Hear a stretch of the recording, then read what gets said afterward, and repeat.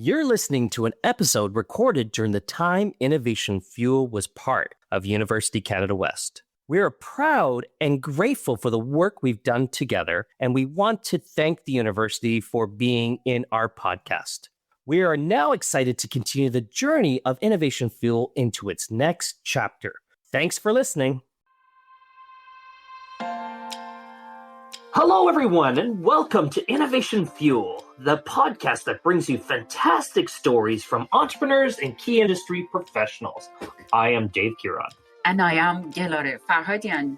We are educators, entrepreneurs, and your hosts. Innovation Fuel is our weekly business podcast brought to you by University Canada West. Each week, we explore diverse business models, entrepreneur journeys, experts' insight, and managerial challenges, and how companies stay agile and innovative during COVID-19. Check out our episodes at www.ucanwest.ca/innovationfuel. Hi, Dave. How are you? Great. And you, my friend? How are you doing, Gelareh? I'm really good. I'm really happy about our guest today. You are? Yeah. Oh, great. Wow. Jeez. Well, don't give away too much. Hey, do you ever need money? Yeah, I know. Yes. Some students are coming to us and asking about how they can find investor for their business idea. Do you think always we need a business investors? Well, see, this is the thing. This is always the question that comes out. Like, how much of how much of your owner's equity are you willing to give up or dilute your company for this funding? Are you willing to give up something for this funding, or are you willing to maybe work a little harder or find some other ways, maybe some grants and some other things to support the business? And I think that's where we need to go here in this conversation. Yeah, I think one thing that is important as well is when you create a minimum viable product, you will be able to demonstrate it. Sometimes you have a great business idea, but you don't have money to create minimum viable product. I don't think that it's the right time to go for investors unless but there should be other options because I don't have money to create my MVP. Yeah, there has to be other options out there, and it might not even be the funding element. It might be just the labor element. Like, I don't have the right pieces and I might need help in funding that labor to help me scale this up. Absolutely. Let's bring Raghwa Gopal again, President and CEO of Innovate BC, and ask him maybe he has a better options as always. Let's welcome back Raghwa Gopal. Hi, Raghwa. Yes, welcome back, Raghwa. Thank you for coming again to Innovation Fuel podcast. We're so excited to continue our journey and our conversation. What have you been up to, Raghwa, since our last conversation? Hey, good morning and good to see you both. Lots been happening over the last, I guess it's been months. A lot of new programs that has been announced by the provincial government that we'll be delivering. So pretty excited about those. And we've really started to do a lot of work in terms of supporting the BIPOC community in a number of programs. So we're reaching out and we're talking to organizations like the Black Business Association of BC and a lot of Indigenous organizations sponsoring, supporting them. So pretty excited about what this year would look like in terms of how we support entrepreneurs, how we support students to get employed very, very quickly, and just making sure that we keep our eyes focused on creating good, high-paying jobs for all British Columbians in all parts of the province. That is fantastic, Raghwa. So because the last time we would talk to you, we were in the really middle of the COVID and we didn't know where it's going, but it seems that everything is quite trying to back to normal. It's not normal 2019, normal 2021. And what is affecting the investors' decisions right now? That's everything is going to settle, a better future perspective. So investors are happier, in a better shape to invest in businesses. They are. There's the pluses and minuses. Investors like to get pretty close and intimate with the potential companies and founders that they'll be investing in. And the last year and a half has not really allowed that. So what has happened is organizations or companies that were really well set up, had a really good amount of content, due diligence materials readily available, were the ones that got a good amount of funding. The ones that normally wanted to go through the usual route of let's have that initial call, meeting, with the potential funder, whether it's VCs or angel bank or whatever, or even government funding, and then we'll try and kind of work out what the plan would be. Those ones have not done that well. So people that were really prepared, had a good due diligence folder, were able to provide a lot of information up front where potential investors could do a lot of work behind the scenes and only were able to communicate via Zoom when they wanted to, I think got good traction. Having said that, there's a lot of money out there right now that needs to be invested in ideas and opportunities. So anybody that is listening and has some idea, should feel optimistic that there's definitely money out there. Raghwa, who are the players? For example, we can say fundraiser, investors, angel investors, venture capitals, financial institute, government. So are they that six, or we have more players in the fund, means helping invest in investing? Yeah, all of the ones that you mentioned. It starts. There's basically three categories of funding. And the best one is customer revenue funding. So if you can sell your product and get revenue, that's the best one. It's non-dilutive, you're internal control, and you know that your business is growing. So that's the first part. But it's hard, initially for startups to get there. But that should be the focus of every startup CEO, to be able to get to customer revenue to fund the business. The sooner they get there, the better it is for the business. That's number one. The second one is the non-dilutive. I highly encourage all of the founders to utilize as much as the non-dilutive funding. And when I talk about non-dilutive funding, it's grants, it's subsidies, it's support that the government provides for different reasons. If you're as an example, in clean tech, that's a focus area of both the provincial and federal government. So if you're doing innovation in that space, they're very keen, to provide you a lot of funding to make sure that innovation happens and the world gets a better place. So depending on which sector you are, there's different levels of funding. So I would encourage, and there's lots, and I can talk about a few of them, just to kind of give a flavor on the non-dilutive side. There's a lot of grants available for hiring people and training people. We, as an example, at Innovate BC, we provide a couple of those grants for hiring people. One is called the Innovator Skills Initiative. So for every employer that hires, a tech employer that hires a recent graduate, we'll pay them $5,000 to help with the hiring cost and getting this new employee going, provide any training that they need to get them fully embedded into the organization. The other one is called Digital Skills for Youth. So any employer that wants to hire youth and train them in any of the digital skills, whether it's marketing, cybersecurity, web development, and so on and so forth, we would provide up to 6 months wages, up to $26,000, and would also provide some funding for training them as well. So as an example, an employer hires a youth and wants to get them trained on cybersecurity. And this training is going to cost $5,000. So we would pay the first 6 months of wages up to $26,000. And then we'd cover the $5,000 that would cost them to go to a training class to learn about cybersecurity. It could be same with digital marketing and so on and so forth. It's a pretty important program, very good program that helps a lot of youth. Our focus obviously is to try and help as many as underrepresented youth, BIPOC community and so on and so forth. But it's open and available for anybody. So these are the examples. And there's many other hiring grants at the federal level as well. So from startup community, I think the focus should be try and utilize as many non-dilutive type of funding that they can. Now, that's on the hiring side. On the entrepreneur development side, there's funding we provide. As an example, I'll just talk about a couple of them. One is called BC Fast Pilot Program. It's helping business get the first customer. So helping the business or providing the cost up to $200,000 for the business to create a demo system to demonstrate to a potential customer what the product or service would be.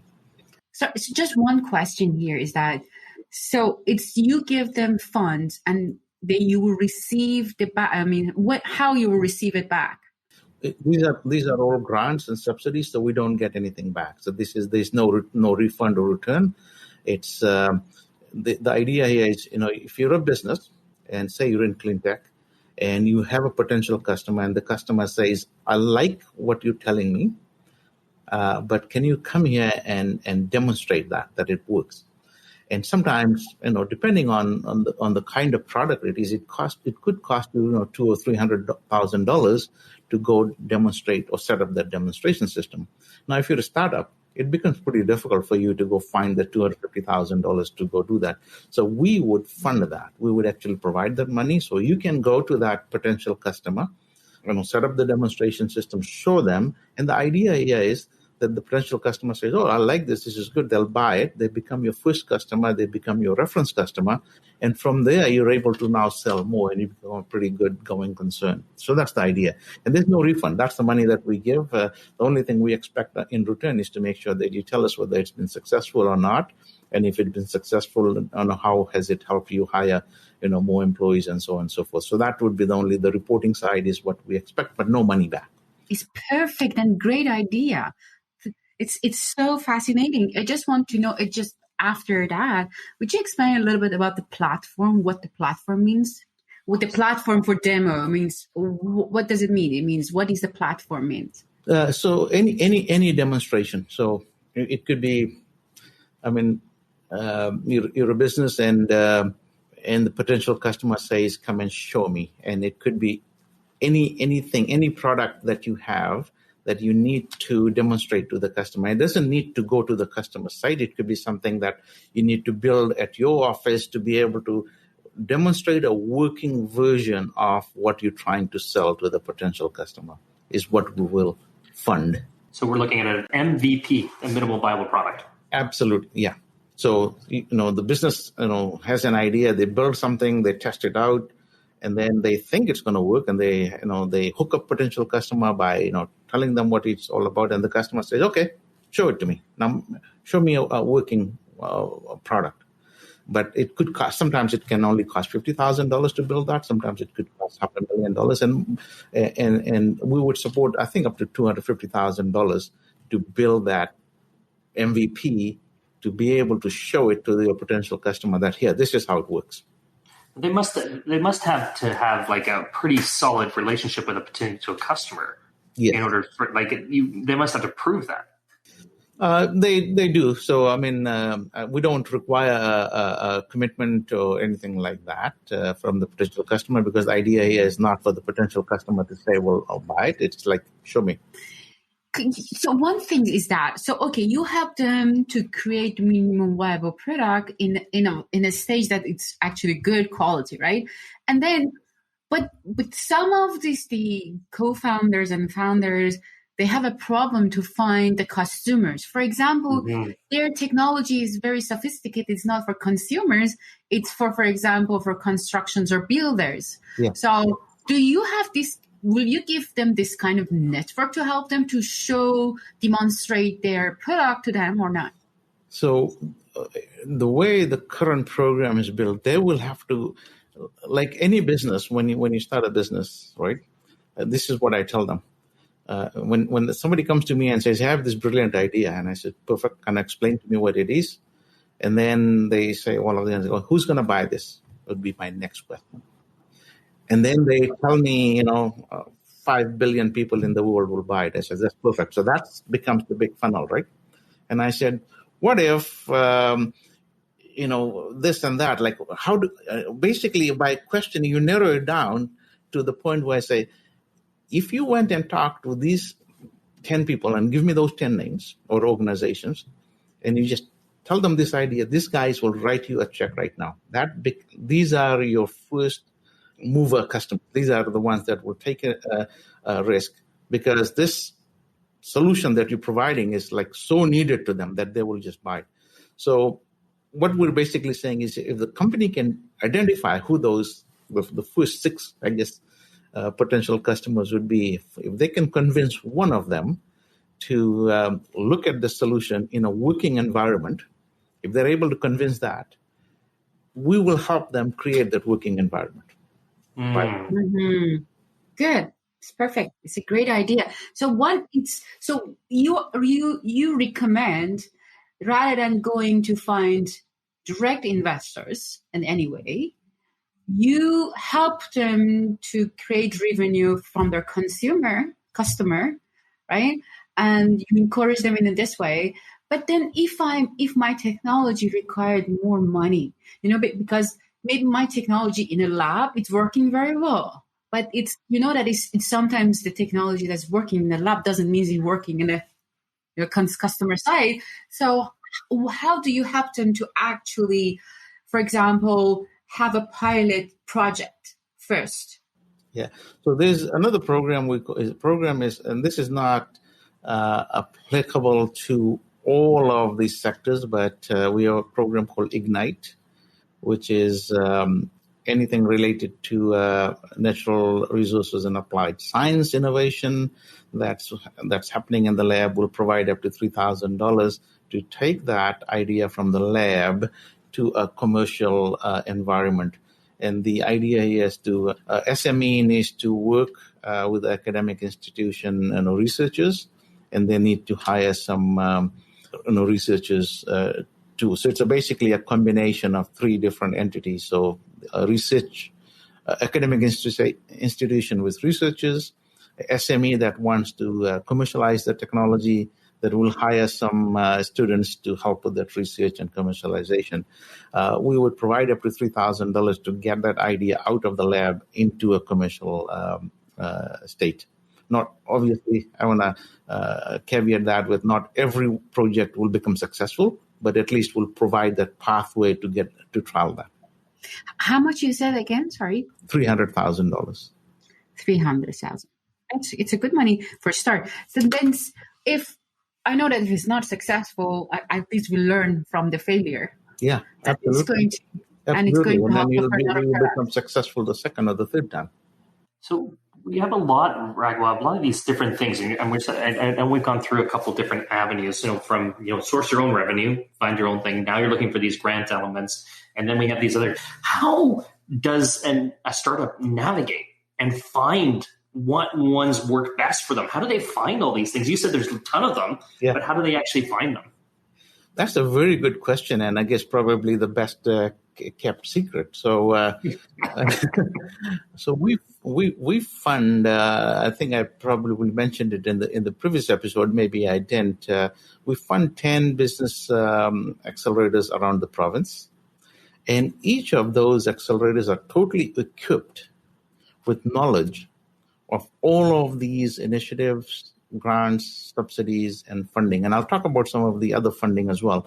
But they would know all of that. So, as an example, in Lower Main, in Vancouver area, yes, there is an organization called New Ventures BC, and they do virtual mentorship as well for startups.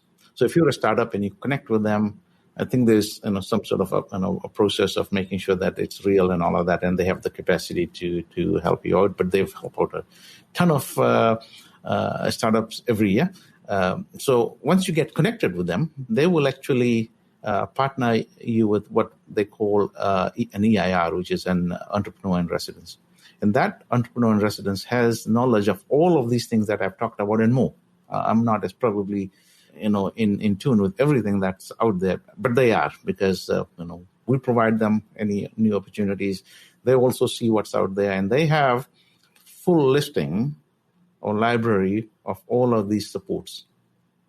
So once you get connected with any of these, so New Ventures BC here, if you're in Victoria, Viatech is another organization like that. There's one in Nanaimo called Island Technology Association. There's one in Prince George, Kamloops, Kelowna, Trail.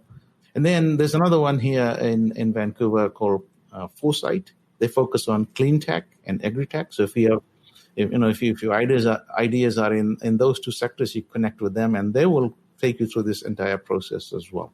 So that's where the library of all of these supports are residing. And if somebody connects with us, we'll provide them a list as well. Happy to do that. But yeah, you're right. It's a problem for anybody that does not know this ecosystem. It's very hard to even figure out what's out there, where to go, and which organization, and what's the program. Do I qualify for it or not?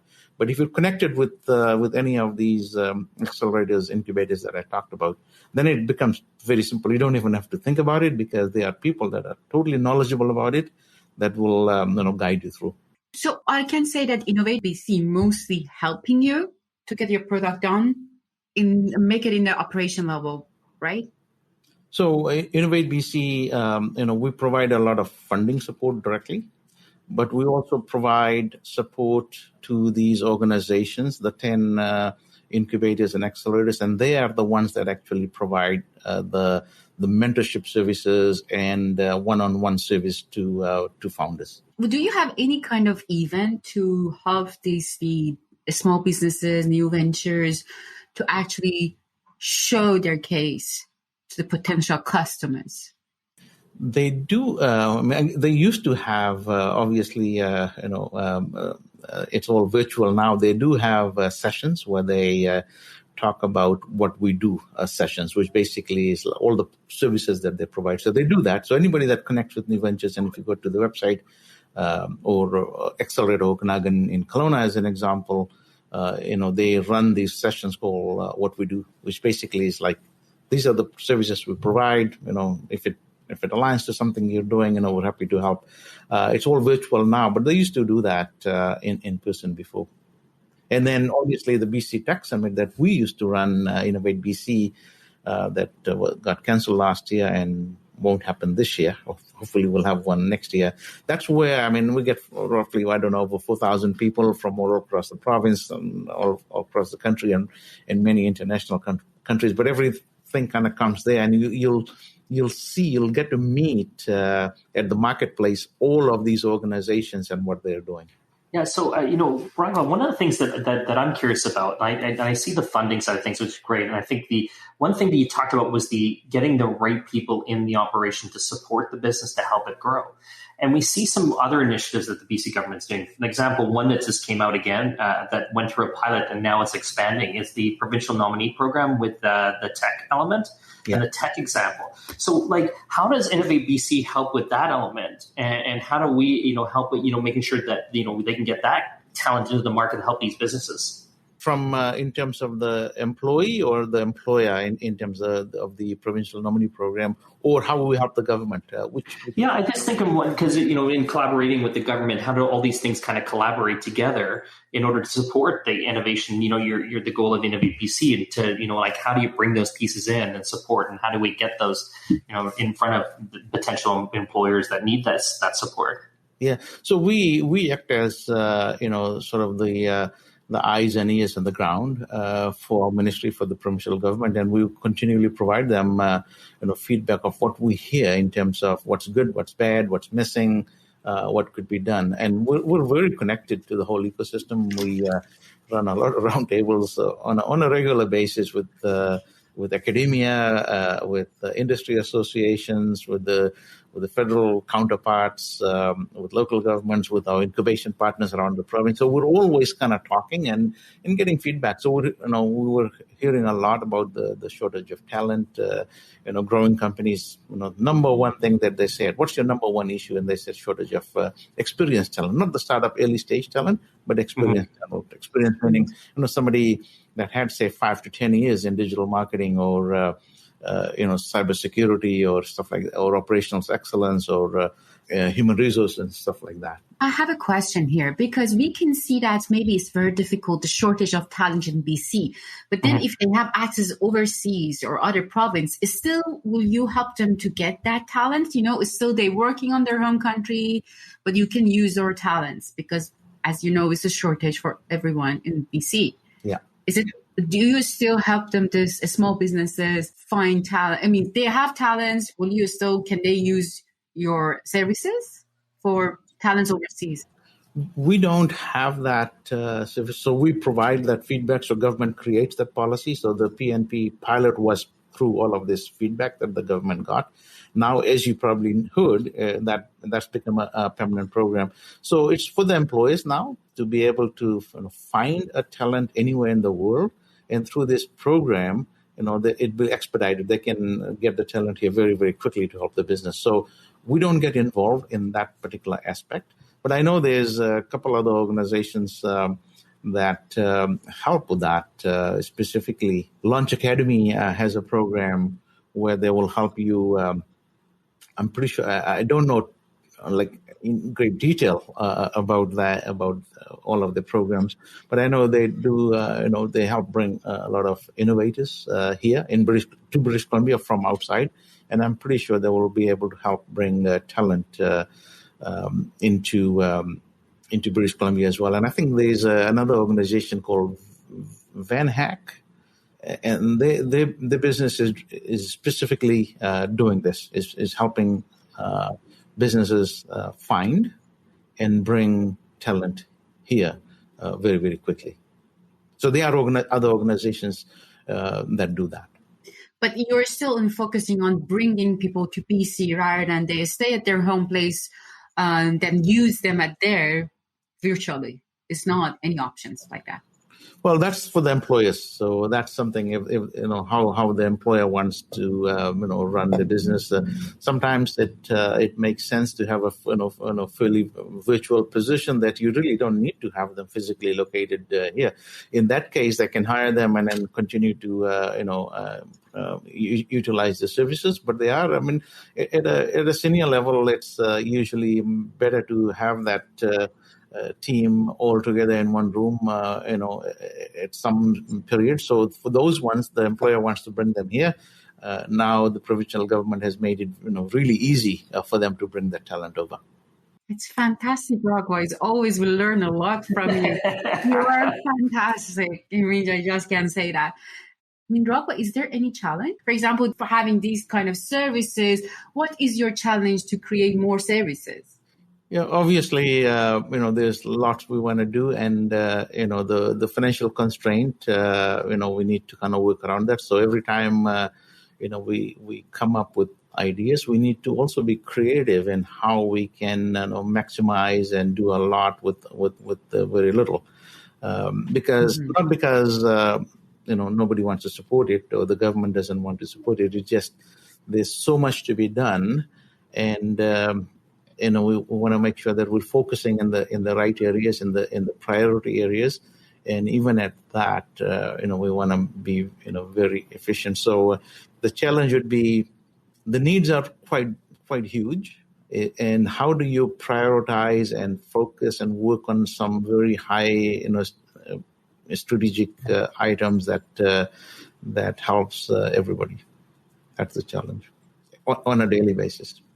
And we need to be constantly on that cutting edge of where's the next big thing going to happen. And I think when we have you at the helm, my friend, at Innovate BC, I think we're in good hands, my friend. So now, how does people reach out to find out more about funding? Raghwa, where can they go first? Where's the first element? I know you talked about the different accelerators out there, but maybe is there a place in the Innovate BC website where they can start? So our website actually, if somebody goes to Innovate BC website, it lists out all the programs that we run, and it talks about the student grant programs, definitely the digital skills program. All the whole detail is there. Even the application process is there.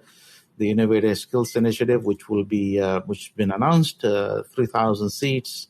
$5,000 each sometime this fall. So I'm thinking September timeframe will actually roll that out. The Parliamentary Secretary, Brenda Bailey, is right now actually doing consultations with the industry to make sure that we'll craft a program that works for the industry. So that will be there. And all the other programs, the BC Fast Pilot that I talked about, Ignite, they're all on our website. But it's only on our website, only the programs that we deliver. Now, I talked about some of the other funding that federal government has, like WD, Western Diversification Fund, has a lot of funding for businesses. There's at higher level, Strategic Innovation Fund, or SDTC, Sustainable Development Technology Canada, funds a lot of clean tech initiatives.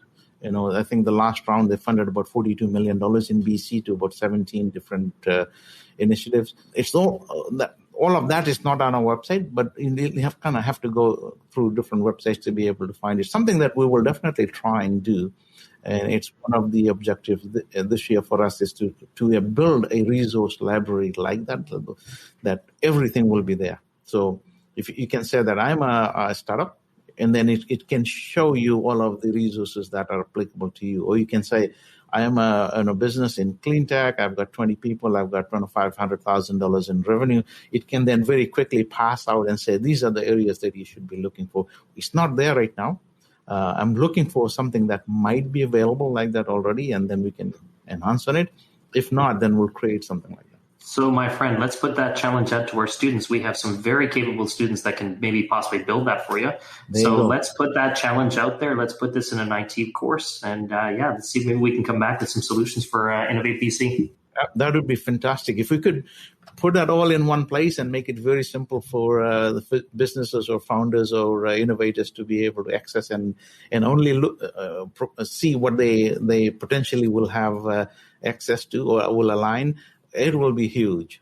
Because right now, if I just give them a list of 300 things, it'll take them 2 years to figure it all out. And by the time so I just want to make sure that it's usable as well, right?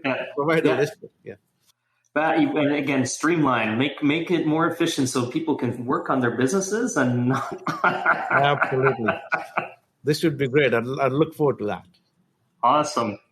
Thank you, Raghwa. Thank you, Dave. Raghwa, so much always. It was fantastic to having you. It's an honor always talk to you and learn from you. I hope we have more episodes with you with your future services soon. Thank you. That was another episode of Innovation Fuel.